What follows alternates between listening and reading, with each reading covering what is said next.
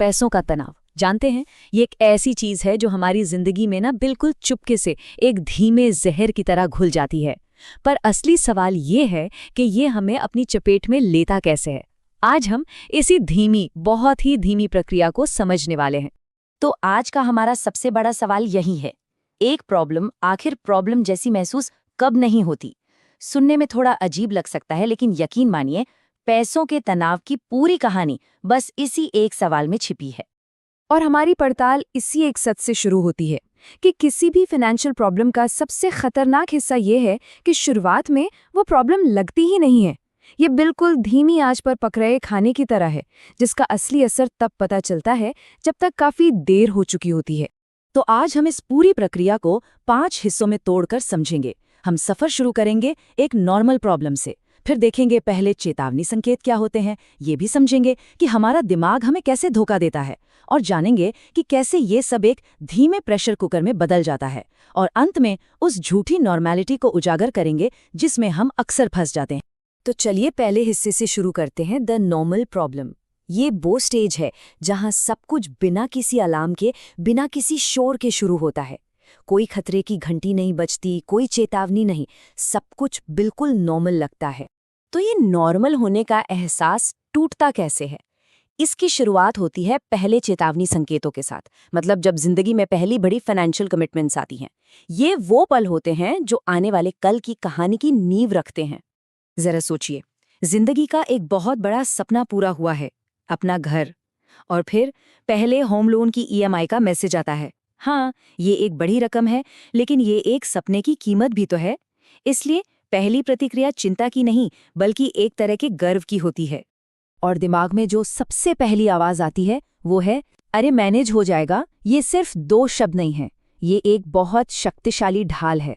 ये सोच हमें भरोसा दिलाती है कि सब कुछ हमारे कंट्रोल में है, क्योंकि हमने सब कुछ सोच समझकर ही तो किया है ना? फिर कुछ दिनों बाद क्रेडिट कार्ड का बिल आता है, और ये नॉर्मल से थोड़ा ज्यादा है। शायद किसी त्योहार की वजह से, या कोई ज़रूरी खरीदारी करनी पड़ गई। ये भी कोई बड़ी बात नहीं लगती, मतलब ये तो होता रहता है। और फिर से दिमाग में वही विचार गूंजता है, मैनेज हो जाएगा। ये जो लाइन है ना, अब ये एक पैटर्न बन चुकी है। ये छोटी छोटी फाइनेंशियल दरारों को नॉर्मल कहकर उन पर पर्दा डालने का एक तरीका है। हम खुद को यकीन दिलाते हैं कि हम इसे संभाल लेंगे। तो सवाल ये उठता है कि ऐसा होता क्यों है? जब प्रॉब्लम दस्तक दे रही होती है, तब भी हमें सब कुछ सेफ क्यों लगता है? इसका जवाब पता है कहाँ है? हमारे दिमाग के काम करने के तरीके में। चलिए इसे समझते हैं। इस मनोवैज्ञानिक सिद्धांत को कहते हैं एब्सेंस ऑफ शॉक। इसका मतलब है झटके की अनुपस्थिति।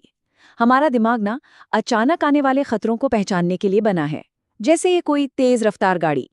लेकिन जो खतरे धीरे धीरे, कदम दर कदम बढ़ते हैं, वे हमारे दिमाग के अलार्म सिस्टम को चालू ही नहीं कर पाते, क्योंकि कोई अचानक झटका नहीं है तो कोई खतरे का सिग्नल भी नहीं है। तो हमें सब कुछ नॉर्मल क्यों लगता है? क्योंकि रूटीन चल रहा होता है। सैलरी समय पर आ रही है, लोन की ईएमआई और बिल भरे जा रहे हैं, और जिंदगी आगे बढ़ रही है। जो दबाव बन रहा है वो बस एक धीमी बैकग्राउंड की आवाज जैसा है, जो ज्यादा परेशान नहीं करता। इसीलिए हमारा दिमाग खतरे को रजिस्टर ही नहीं करता। उसे लगता है जब तक रोज का सिस्टम चल रहा है तब तक सब ठीक।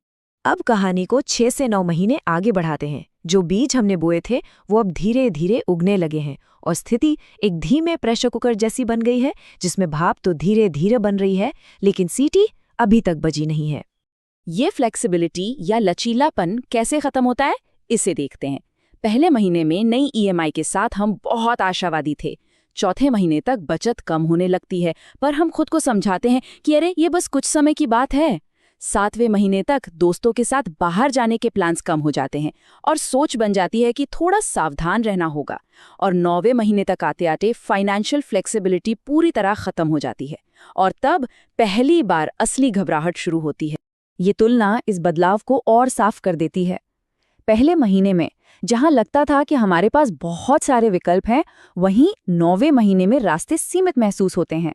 जहां पहले बचत थी, अब वो रुक चुकी है। जहां लचीलापन था, अब वहां सख्ती है।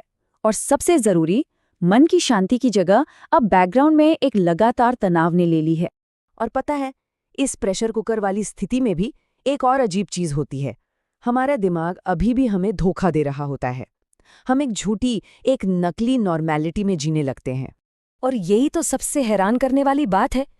भले ही हमारे पास अब विकल्प खत्म हो रहे हों, बचत रुक गई हो, फिर भी ये एहसास बना रहता है कि ये बस एक टेम्पररी फेज है। हम सोचते हैं अगले इंक्रीमेंट के बाद सब ठीक हो जाएगा, या एक बार ये बड़ा खर्चा निकल जाए तो सब नॉर्मल हो जाएगा। हम उस नॉर्मल का इंतजार करते रहते हैं, जो शायद अब कभी वापस नहीं आने वाला। और यही इस पूरी प्रक्रिया का सबसे दुखद सच है। एक फाइनेंशियल प्रॉब्लम तब तक सीरियस महसूस ही नहीं होती जब तक वो पहले ही बहुत आगे नहीं निकल चुकी होती। ये उस दर्द की तरह है जो तब महसूस होता है जब चोट बहुत गहरी हो चुकी होती है। और फिर वो पल आता है जब कोई इमरजेंसी आती है और हमारे पास पैसे नहीं होते, या जब क्रेडिट कार्ड की लिमिट खत्म हो जाती है, या जब हम महीने के खर्चों को भी पूरा नहीं कर पाते। और तब दिमाग में एक ही सवाल उठता है, पूरी घबराहट के साथ, ये अचानक कैसे हो गया? लेकिन सच्चाई ये है कि ये अचानक नहीं होता, बिल्कुल भी नहीं। ये उस धीमी प्रक्रिया का आखिरी नतीजा है जिसे हमने महीनों तक नज़रअंदाज किया था। ये उस नॉर्मैलिटी का नतीजा है जिसे हमने इग्नोर किया। वो मैनेज हो जाएगा वाला रवैया, वो दिमाग का खतरे को रजिस्टर ना कर पाना, वो बैकग्राउंड में बढ़ता हुआ दबाव, ये सब मिलकर इस अचानक वाले पल को बनाते हैं। ये एक अनदेखी की गई नॉर्मैलिटी का विस्फोट है। इस पूरी बातचीत का कोई समाधान या फिक्स नहीं है, सिर्फ एक सवाल है, ईमानदारी से सोचने के लिए और खुद से पूछने के लिए, आखिरी बार कब लगा था कि सब कुछ नॉर्मल है, और क्या वो सच में नॉर्मल था?